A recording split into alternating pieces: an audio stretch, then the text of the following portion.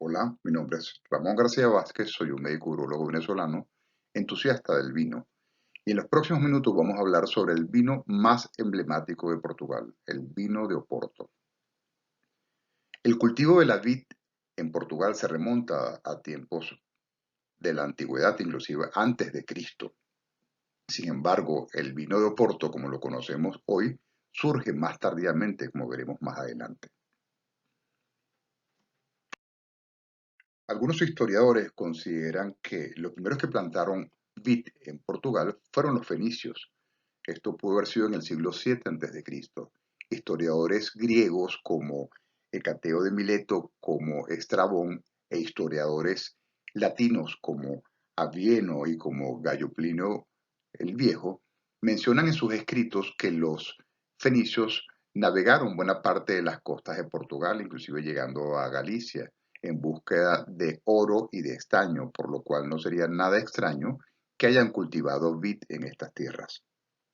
Sin embargo, está claro que en el siglo II los romanos llegaron a Portugal, dándole el nombre a la región de Oporto como Portus Cale. Se piensa que estuvieron acá aproximadamente 500 años y cuando cae el Imperio Romano Occidental, ellos son desplazados por los germánicos, los cuales quitaron el nombre de Portus Cale y asignaron a Braga como la capital. Los germánicos posteriormente son desplazados por los visigodos y los visigodos al final desplazados por los sarracenos o musulmanes en el llamado periodo al-andaluz que coincide con la península ibérica. Sin embargo, a diferencia de España, los portugueses tuvieron a esta figura, el conde Vímara Pérez, quien en el año 868 desplazó a los sarracenos del norte de Portugal, por lo cual Portugal no tuvo el retraso en cuanto a vitivinicultura que sufrió la península ibérica. En el año 1386 se firma el Tratado de Windsor. Fue una alianza diplomática anglo-portuguesa firmada el 9 de mayo de 1386, renovándose la alianza entre Inglaterra y Portugal y ratificándose un año después con el matrimonio del rey Juan I de Portugal de la Casa de Avís con Felipa de Lancaster, hija de Juan de Gante. Fíjense que este fragmento dice renovándose porque ya 13 años antes había habido un tratado anglo-portugués. Posterior a este tratado, entonces, muchos ingleses y escoceses se trasladan a Portugal y comienzan a comercializar el vino, a plantar viñedos, y el sitio o el puerto que funcionaba en ese instante no era Oporto, era Viana do Castelo, que estaba bien al norte de Portugal, era y correspondía al estuario del río Lima. Pero ¿qué pasaba con estos vinos? Estos vinos eran vinos muy ácidos y vinos muy simples, que no eran del gusto de los ingleses, por lo cual muchos comerciantes ingleses se dedicaron a adentrarse en Portugal, inclusive atravesando la famosa Sierra do Marao, y así fue como alcanzaron el río Douro. Y en las laderas y en los márgenes del río Douro, al igual que los romanos, comenzaron a plantar vid y comenzaron a plantar sus viñedos. Pero, ¿qué pasaba? Toda esa cosecha era muy difícil devolverla nuevamente a Viana do Castelo, por lo cual decidieron entonces navegar el río Douro y llegar a Oporto, y así es como Oporto toma el protagonismo como el puerto principal en esta época. Desde luego, después, desde Oporto, comienzan a enviarse vinos a Inglaterra y a cambio se recibía bacalao. Este personaje es Jean-Baptiste Colbert, que fue el primer ministro de Luis XIV, el Rey del Sol, el rey que construyó el Palacio de Versalles. Colbert comenzó a aplicar o a castigar las importaciones inglesas con una serie de impuestos, a lo cual Carlos II de Inglaterra comienza también a implantar una serie de impuestos a los vinos franceses. Y la gota que rebosa el vaso es en 1678 cuando surge otra guerra más entre Francia e Inglaterra. Recordemos que entre el siglo XIV y XV estuvo la guerra de los 100 años entre estos dos países. De tal manera que cuando surge esta guerra, ya los ingleses no pueden seguir consumiendo vinos franceses, especialmente los vinos bordeleses, que eran los que les agradaba considerablemente. Ahí empieza entonces la exportación de vinos de los viñedos que ya tenían los ingleses en Portugal. Sin embargo, este era un vino que con el viaje llegaba en muy malas condiciones o era un vino que llegaba deteriorado, por lo cual se comenzó a utilizar, se comenzó a agregar aguardiente para que soportaran el viaje. Hay una versión que unos comerciantes de Liverpool en este pueblo, que es el pueblo de Lamego, esta foto corresponde a la Catedral de Lamego, sin embargo esto surgió aparentemente fue en un monasterio, donde estos comerciantes vieron a unos monjes que le agregaban brandy al vino, pero en el proceso de fermentación, no ya cuando el vino estaba realizado, sino en pleno proceso de fermentación, con lo cual la fermentación se detiene, el mosto, el azúcar del mosto no se convierte en alcohol y entonces obtenemos un vino que tiene más azúcar y más grados alcohólicos. En 1703 hubo otro tratado, el Tratado de Methuen, como dice acá, fue firmado en esta fecha entre portugueses y británicos, de naturaleza comercial. Inglaterra se comprometía a comprar vino portugués en detrimento de otros productores europeos y Portugal a compartir tejidos ingleses, especialmente la lana. Se le conoce como el Tratado de los Paños y de los Vinos, este tratado duró aproximadamente 130 años. Este tratado también contribuyó a la exportación de vino de Oporto desde Portugal.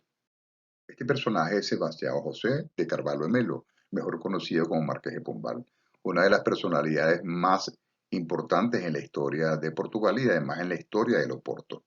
El Marqués de Pombal era el primer ministro del rey José I de Portugal. Se le dio el título de marqués porque tuvo un comportamiento estupendo ante el terremoto de 1755, el terremoto de Lisboa. Pero hubo otro acontecimiento con José I, el rey José I, que fue que en 1758, cuando él regresaba de la casa de un amante, sufrió un intento de regicidio. Eh, Tres personas lo interceptaron, le dispararon y recibió una herida en el brazo y en el hombro. Cuando el marqués de Pombal realiza las investigaciones, los actores intelectuales de esto habían sido la familia Tábora, que era una familia noble, muy poderosa de Portugal. Y entonces, sencillamente, el marqués de Pombal los asesinó en la hoguera públicamente, lo que se denomina el proceso de los Tábora. Uno de los Táboras, o la familia Tábora, tenía excelentes relaciones con los jesuitas, y el marqués de Pombal también decidió expulsar a los jesuitas de Portugal.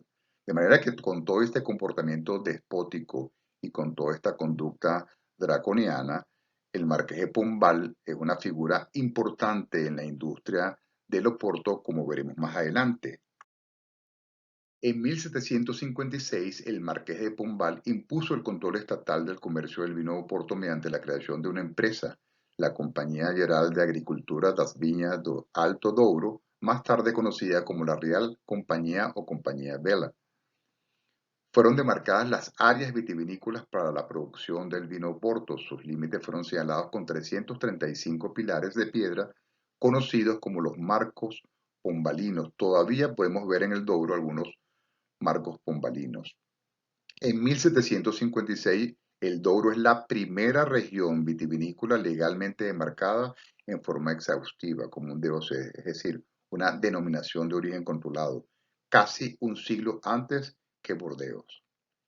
Se comenzaron a identificar los vinos de feitoría, que eran los mejores vinos, estaban autorizados para venderlos, para utilizarlos en la exportación o venderlos y a un precio mucho más alto, y los vinos de ramo, que eran vinos de calidad más modesta y se podían vender en el mercado interno. Además, el marqués de Pombal erradicó el sauco en todas las zonas enmarcadas, porque el sauco es una valla parecida al arándano y eh, muchos de los que comenzaron a falsificar y adulterar el oporto lo que hacían era que colocaban vallas de sauco para darle color y aspecto original, el aspecto original del oporto. De tal manera que el siglo XVIII tuvo eventos muy importantes. El primero, especialmente en su primera mitad, fue la introducción del encabezado, que fue agregar alcohol vínico antes de terminar la fermentación. Y como mencionamos anteriormente, cuando se agregaba ese alcohol o ese brandy, sencillamente se interrumpía la fermentación y el azúcar del mosto ya no se convierte en alcohol, se queda en el vino, se hace un vino más dulce y con mayor grados alcohólicos. Pero no todos los comerciantes fomentaban esta práctica y no fue hasta inicios del siglo XIX que el encabezado de los vinos fue ampliamente adoptado. Y esta es una de las personas que pudiera ser un ejemplo de ello. Este es Joseph James Forrester. Era un inglés que había llegado a Portugal en 1803 porque era sobrino de los propietarios de las bodegas Ofri. Era un hombre amante de la naturaleza, un geógrafo. Inclusive fue la primera persona que realizó un mapa detallado del Valle del Douro, por lo cual a él se le dio el título de Barón Forrester. Forrester tuvo una muerte muy trágica. Se dice que cuando regresaba en un almuerzo de las quintas de Barguellas, que son las quintas que corresponden a las bodegas Taylor y las bodegas Ferreira, pasando por una garganta que se denomina Cachao de Baleira, que es una garganta muy peligrosa en el Douro. Tan peligrosa era que inicialmente esa garganta no era navegable y duraron aproximadamente 11 años demoliendo piedras y removiendo piedras para que pudiera ser navegada.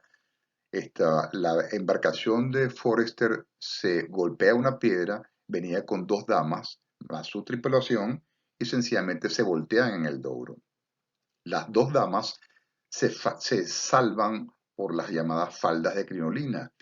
Y las faldas de crinolina, irónicamente, le decían las faldas de la muerte en esa época, porque a las mujeres, con mucha frecuencia, la falda se le incendiaba cuando se acercaban a una vela o cualquier fogata, y sencillamente no tenían tiempo de retirarse la falda. De hecho, se dice que hubo miles de muertes por estas faldas de crinolina. Sin embargo, estas dos señoras que estaban con Forrester se salvaron porque las faldas de crinolina se llenaron de aire y sencillamente les sirvieron como salvavidas. El varón Forrester nunca lo fue, el cadáver nunca fue encontrado y realmente ese fue el final de el varón Forrester. Sin embargo, muchos historiadores y muchos de los viticultores de el Douro dicen que si el Forrester hubiese quedado vivo, probablemente hubiese persuadido y hubiese evitado el encabezado para los vinos de Oporto. Y esta es Antonia Adelaida Ferreira, para algunos una figura fascinante, para otros es un mito dentro de la vitivinicultura portuguesa. Ella es mejor conocida como Doña Antonia o la Ferreriña. Doña Antonia era hija de unos viticultores de mucho dinero. Se llegó a decir que hasta tuvo 45 quintas, pero indistintamente de su poder adquisitivo, esta fue una mujer con una calidad humana importante. Algunos comentan que a muchos de los hijos de sus empleados les pagó los estudios. Además, fue una gran emprendedora y una gran defensora del Douro. Muere a los 84 años y tan importante es para Portugal que en el 2004 hasta hubo una serie televisiva en su nombre. En el siglo XIX existen una serie de acontecimientos. Primero, la llegada del ejército de Napoleón, con lo cual la elaboración o la vitivinicultura en el Douro se detuvo entre 1809 y 1811. Las guerras liberales o las guerras de los hermanos entre 1828 y 34, entre los llamados miguelistas y pedristas, fue otro factor para que la vitivinicultura presentara un retraso. Y desde luego la llegada de la filoxera bastatri, que no podía faltar, que fue en 1868 que se piensa que llegó a Portugal. Y ya hacia 1872 había arrasado con muchas propiedades de vinos de Oporto. De hecho, muchos viñedos quedaron solamente con los llamados mortorios, que son estas imágenes que todavía se pueden ver en algunas zonas de los valles del Douro. O sea, muchos de estos viñedos no se pudieron recuperar económicamente del el daño que ocasionó la filoxera. Esta es la clásica embarcación del Douro, los llamados barcos rabelos, donde iban las barricas de vino desde el Alto Douro hasta el puerto. El operador se encontraba en este sitio que está señalado en el círculo y habitualmente las velas se izaban cuando la embarcación iba rumbo o de regreso hacia el Alto Douro. El objetivo era descender hacia el puerto y llevar toda la cosecha y todas esas barricas a Villanova de Gaia, que es donde se encuentran los almacenes y las bodegas de Oporto. En 1779 la legislación fijó el límite de 70 barriles porque habían embarcaciones que habían alcanzado 100 barriles y hubo una buena cantidad de accidentes. Para 1930 habían 300 barcos registrados y al parecer el último viaje comercial fue en 1964. En 1887 es cuando llega el ferrocarril, lógicamente ya el traslado desde el Douro hacia el puerto, pues ya no es indispensable a través del barco Ravelo. Este ferrocarril representó aproximadamente 20 túneles y 30 puentes. El vino de Oporto se considera un vino fortificado, fortalecido o generoso. Cuando se realiza con uvas tintas pueden utilizarse más de 50 tipos de uva, pero las más importantes son la Touriga nacional, Touriga francesa, tinta barroca, tinta Chao y tinta Roriz, que es el tempranillo. Cuando se elaboran oportos blancos se puede utilizar Gobello, Biosiño, Malvasía dorada, Malvasía fina y Ravigato. Como el Oporto es un vino generoso, un vino fortalecido. No podemos perder de vista que existen otras regiones donde también se elaboran vinos generosos. Una de ellas es la isla de Madeira. Otra, el sur de Italia, donde se elabora la llamada Marsala, que es un vino generoso también. En España tenemos la región de Andalucía, donde tenemos el Jerez, aquí tenemos un Pedro Jiménez, o Manzanillas. Y en una región, una zona de Francia llamada Banjuls, es precisamente una zona que está entre Francia y Cataluña, se produce este vino generoso que es similar a los anteriores. La UNESCO declara el Alto Duero Vinatero Patrimonio de la Humanidad en el año 2001. El Alto Duero tiene una particularidad, es la única región del mundo donde se realiza vitivinicultura de altura con climas calientes. Además posee un terroir que es esquisto, que son rocas volcánicas que tienen la particularidad que en periodos de verano se calienta durante el día y sigue emitiendo calor durante la noche, y durante la lluvia tiene la particularidad que absorbe agua y muchas veces los viñedos ni siquiera necesitan riego. Los tipos de oporto, según el Instituto dos Vinos do Douro e do Porto, son el Ruby, cuyo vino es embotellado y no está en contacto con el oxígeno y se produce llamada crianza o maduración reductiva. Y el Tawny, cuya maduración es en barrica de roble, está en contacto con el oxígeno y se produce la maduración oxidativa. El Ruby, después que de la fermentación, se almacena en tanques de cemento o acero inoxidable para evitar el envejecimiento oxidativo, manteniendo su color rojo granate o rojo intenso. Él se va a subclasificar en los siguientes: el Ruby propiamente dicho, que lleva entre 2 y 3 años en cubas de roble; la Reserva, que dura más tiempo que esto; el Label Vintage, que está entre 4 y 6 años su maduración; y el vintage, que se produce con uvas del mismo viñedo y de la misma añada, casi algo similar como con el champán. El Tawny envejece más tiempo en barricas de roble con su clásico color ámbar. Cuando la etiqueta de una botella Tawny no señala edad, indica que es una mezcla de vinos envejecidos en barrica por lo menos 2 años. Y luego tenemos las botellas con las identificaciones de 10, 20, 30 y 40 años. También tenemos oportos blancos que son envejecidos entre 2 y 3 años en grandes cubas de madera y están disponibles en estilos dulces o secos. Aquí tenemos un ejemplo de las tonalidades de los distintos oportos. El de la izquierda es el oporto blanco, el del medio es el Tawny y el de la derecha es el color oscuro rojo granate del Ruby. El Tawny no traduce precisamente color ámbar. Cuando buscamos el origen de esta palabra, se refiere a un color leonado, un color que casi no se utiliza, pero que sin lugar a dudas tiene que ver con este color que tiene la melena del león, que es parecida precisamente al color ámbar. Es importante no confundir la técnica de añadir una pequeña proporción de alcohol vínico para conservar el vino durante el viaje con el proceso de añadir alcohol vínico durante la fermentación, brandy con 77 grados. Este último es el paso esencial de la producción del vino de Oporto en la actualidad. Es decir, lo primero era lo que hacían o lo que comenzaron a hacer los primeros exportadores de vino desde Portugal a Inglaterra, que era agregar alcohol o agregar aguardiente al vino cuando ya estaba realizado, precisamente para que soportara el viaje. Y lo segundo es lo que se refiere a lo que actualmente realizamos para obtener el Oporto que ya conocemos, que es agregar el encabezado. A continuación, algunas de las bodegas famosas de Portugal, de Oporto: Taylor's, Ferreira, de Doña Antonia, Ramos Pinto, que es una bodega de Oporto portuguesa, Calen, que es inglesa, Sandeman, inglesa, Quinta do Vallado, una bodega portuguesa, Grahams, una bodega inglesa, Ofre, igualmente una bodega inglesa, Copke, que es la bodega más antigua de Portugal, la bodega de Oporto más antigua, y este Downs del 2011 Vintage fue merecedor del primer puesto en el 2014 por la revista Wine Spectator con 99 puntos. Finalmente, tendríamos que mencionar que existen casi 33.000 viticultores certificados en la región del Duero.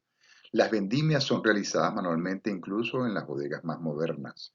La mayor parte del vino de Oporto está destinado a la venta internacional y se exporta un 86% de la producción. Gran Bretaña sigue siendo el principal consumidor de vino de Oporto de calidad. Y en el siglo XX el consumo del vino de Oporto se ha expandido dentro y fuera de Europa, desplazándose hacia Estados Unidos y Canadá, con mercados emergentes como Asia y América Latina. Muchísimas gracias.